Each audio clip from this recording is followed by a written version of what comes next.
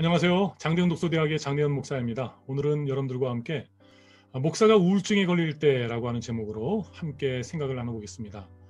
우울증이라고 하는 것은 흔히들 어떤 그 마음의 감기라고 표현들 하죠. 정신의 감기. 그러다 보면 우울감에 빠져서 의욕도 저하되고요. 그리고 일상생활 속에서 많은 어떤 그런 기능들이 저하되는 영향들이 있어서 많이들 힘들어합니다.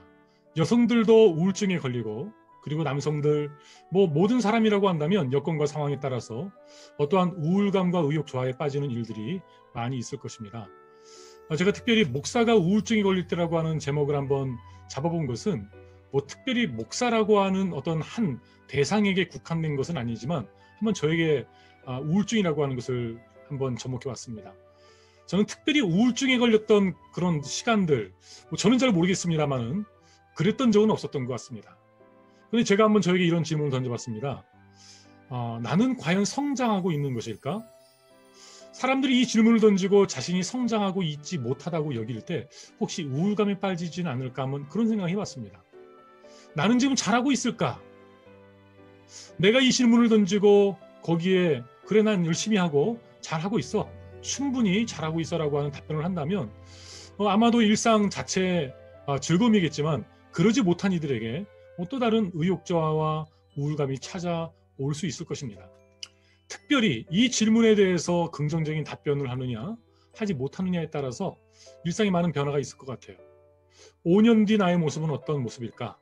10년 뒤 나는 어떤 모습으로 살고 있을까? 만약에 꿈과 비전을 이야기하고 5년, 10년 뒤에 자신의 모습을 이야기할 때 기대감에 차 있고요. 그리고 5년, 10년 뒤가 기다려지는 사람이라고 한다면 그 사람과 아마 우울감, 우울증, 먼 이야기일 수가 있을 것입니다.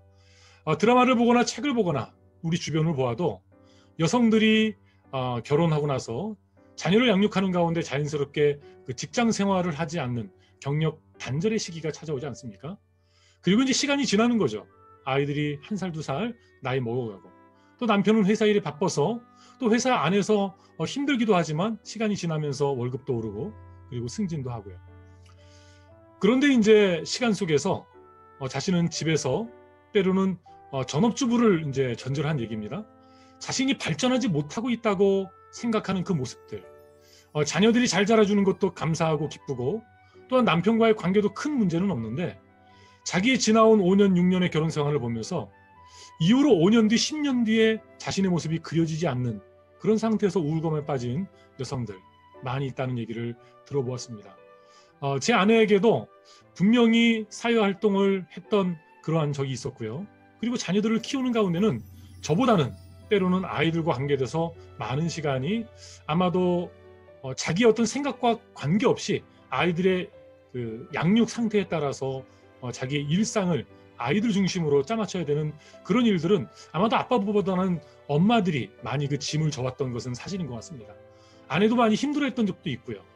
그래서 그러한 모습들을 보면서 그래 아내의 자리를 마련해 줘야 되겠다라는 생각을 했고 나름대로 그것을 위해 남편으로 힘써왔습니다.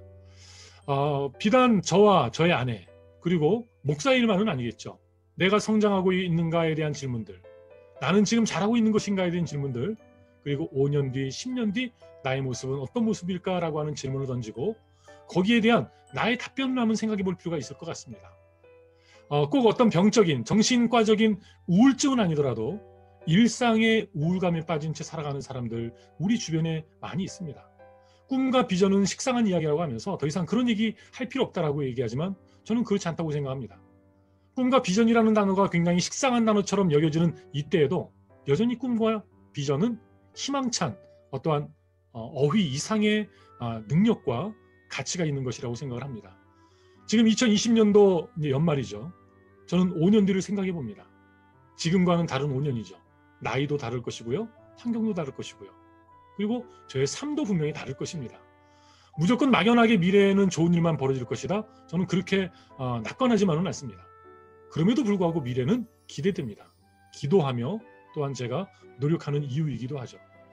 지금 내가 해온 것처럼 앞으로 주어진 길을 달려간다면 과연 5년 뒤, 10년 뒤는 긍정적인 모습일까? 아니면 내가 의도치 않은 부정적인 삶이 기다리고 있을까? 자신할 수는 없지만 제 인생에서 도산한 창호 선생님, 때로는 벤자민 프랭클린의 자서전을 보면서 나왔던 그 이야기가 어떤 제 삶의 고백이 되기를 바라는 그런 기도를 많이 했었거든요. 두 분은 동일한 고백을 했었습니다. 나에게 살아온 시간을 똑같이 살라고 한다면 나는 그렇게 살고 싶다. 왜냐하면 지난 시간 열심히 살아왔기 때문에.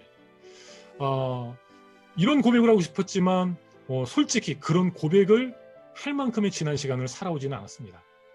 그런데 지난 2년, 3년을 돌아볼 때는요. 정말 열심히 살았던 것 같아요. 여전히 부족하지만 그래 앞으로 내가 2년, 3년 동안 2년, 3년 시간 동안 달려왔던 것처럼만 달린다고 한다면 부족하지만 앞으로 5년 뒤, 10년 뒤에 내가 불가항력적으로 대처할 수 없는 그러한 사건과 사고와 어떤 불의의 사고만 일어나지 않는다면 하나님의 은혜 가운데 나는 분명히 하나님을 사랑하고 이웃을 사랑하며 나를 변화시켜가는 그 모습으로 살아가고 있지 않을까. 저의 기대감입니다. 여러분들 목사가 우울증에 걸릴 때, 주부가 우울증에 걸릴 때, 직장인이 우울증에 걸릴 때 혹시 여러분들은 일상에서 우울감에 빠져서 힘들었던 적은 없으신지요? 저 스스로에게도 일이 집중이 안 되는 어떤 의욕저하의 순간들은 있었지만 감사하게도 그러한 우울감에 빠져서 허우적거렸던 시간은 없는 것 같습니다. 저는 은혜라고 생각합니다. 이후로도 저는 기도할 것입니다. 그리고 꿈꿀 것입니다.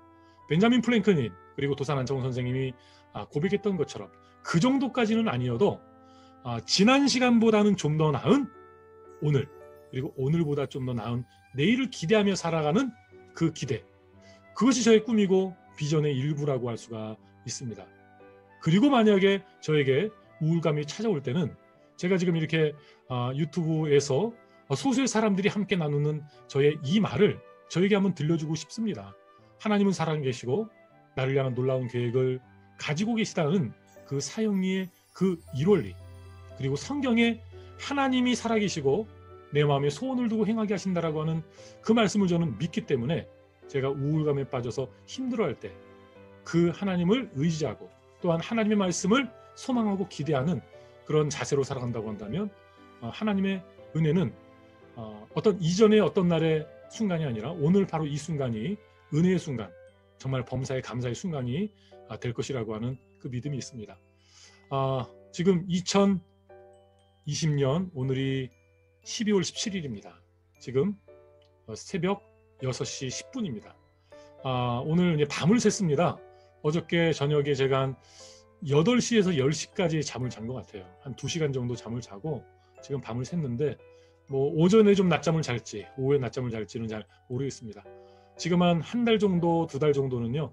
글 쓰는 시간을 새벽 시간으로 잡았기 때문에 보통은 8시에서 한 11시까지 잠을 자고 그때부터는 이제 밤을 새는 그런 일상을 살아왔습니다. 어찌 보면 코로나의 상황이 아니었다면 이런 패턴으로 이렇게 오랫동안 할 수는 없었을 텐데 굉장히 힘든 시기임에도 불구하고 또한 그 시간 속에서 저에게는 주어진 그 일상의 최선을 다하기 위한 저 나름대로의 어떤 타임테이블을 짜고 열심히 연말을 지금 지내고 있습니다. 여러분들 우울감에 빠지지 마시고요. 힘들어 할 때 한번 여러분들 스스로에게 질문을 던져보시고 혹시 오늘 만족하지 못한다고 한다면 내일에 대한 희망을 품고 그리고 열심을 내보는 건 어떨까요? 그리고 기도하면서 하나님의 도움을 구하는, 그렇다고 한다면 저와 여러분의 5년, 10년 뒤의 모습은 정말 하나님 앞에 감사할 기도 제목 가득한 범사에 감사한 그런 시간들 될 것이라고 기대해 봅니다. 네, 오늘 여러분들과 함께 우울감, 우울증이라고 하는 그러한 키워드를 던지고 생각을 나눠봤습니다. 다음 시간 또 다른 주제로 찾아뵐 것을 약속드리며 인사드리겠습니다. 감사합니다.